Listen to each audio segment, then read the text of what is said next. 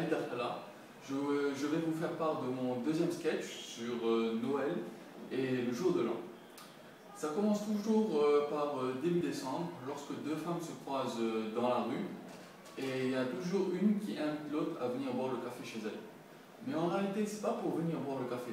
Elle veut juste lui montrer son sapin afin que celle-ci dise à toute la ville qu'elle vient de voir le plus beau sapin de Noël chez un tel.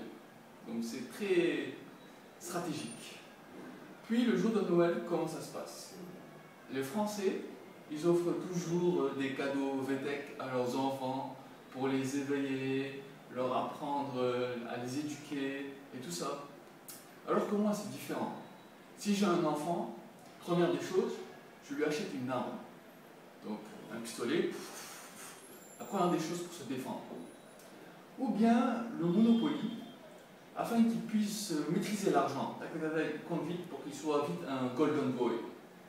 Ou sinon, je fais le radin et je lui achète des Lego parce que c'est pas cher. Et bon, moi, durant mon enfance, par rapport à Noël, j'étais un peu traumatisé. Parce qu'à l'école, on nous chantait toujours Petit Papa Noël, des jouets par milliers. En fait, moi, les jouets par milliers, je les avais toujours. Mais c'était tout le temps français pour les nuls, l'anglais pour les nuls, le français pour les nuls, et même la musique pour les nuls. Donc, chaque fois qu'on me donnait un petit cadeau, je me suis dit, ah yes, c'est une Game Boy Color. J'ouvre l'anglais pour les nuls. Je me suis dit, ah merde. Quand j'ouvre un grand cadeau, je me dis, yes, c'est la Play 2. J'ouvre, là c'est la musique pour les nuls. Ah, c'est triste, c'est triste. Et par rapport au jour de l'an, tu vas toujours au restaurant avec des amis, la famille et tout. Donc quand tu arrives au restaurant, il y a toujours sur la porte entrée, non, pousser et tirer. Donc tu vois le pousser et tirer, tu te dis pop, pop, pop, chaque fois je me fais avoir, là je me fais pas avoir. C'est écrit pousser, et toi tu fais tac, tu tires, tu te dis putain, je te fais honte.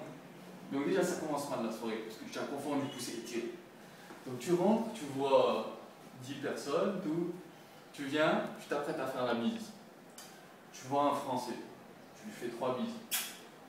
Et là, lui, il retire sa tête, tu te dis, ah merde, il te dit chez moi c'est 2. Tu te dis, bon, ok, je vais faire 2 alors. Tu viens, tu vois un arabe, tu viens pour lui faire 2 bises. Il te dit chez moi c'est 4. Tu te dis, putain, entre la porte tirée et poussée et entre la bise, je me suis pris les râteaux, hein. Ensuite, le jour du 31 décembre, à minuit pile, c'est une tradition internationale, mondiale et universelle, tu dois envoyer 143 messages et faire 288 appels pour souhaiter une bonne année, bonne santé et les meilleurs vœux de prospérité et de bonheur. Mais comme si ces messages vont changer ta vie. Moi, je me dis que le 1er janvier, au réveil, je me suis dit, aujourd'hui, j'ai reçu 288 appels hier soir avant de dormir. Donc, ça sera la plus belle journée de ma vie, la plus belle année de ma vie. Donc, je me réveille, déjà avec la grippe, je tousse, je suis malade, j'ai la fièvre.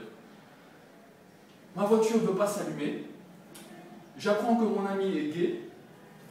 Et je me suis fait une double fracture péronée du ligament externe, croisée du déchirure du ligament interne. Donc, invalide pendant 6 mois. Et je me suis dit, heureusement qu'on m'a envoyé la veille 288 messages et 143 appels pour me souhaiter une bonne année, parce que s'il ne l'avait pas fait, franchement, j'allais faire une crise cardiaque. Hein. Bon, c'était juste pour vous dire que voici mon deuxième sketch, et je vous donne rendez-vous pour un troisième sketch. Je vous remercie de votre fidélité, et à bientôt, bye.